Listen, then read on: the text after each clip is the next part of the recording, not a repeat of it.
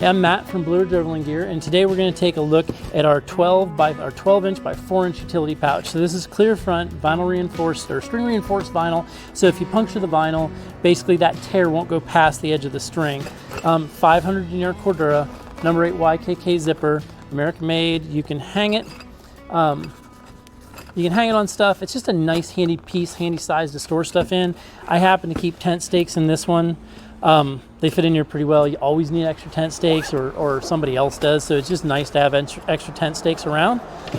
For size reference, it will hold a life-size squirrel, but you'd be surprised. It'll actually also hold Marty, right? And while he's not a life-size moose, I will give him that, he is substantially bigger than our life-size squirrels.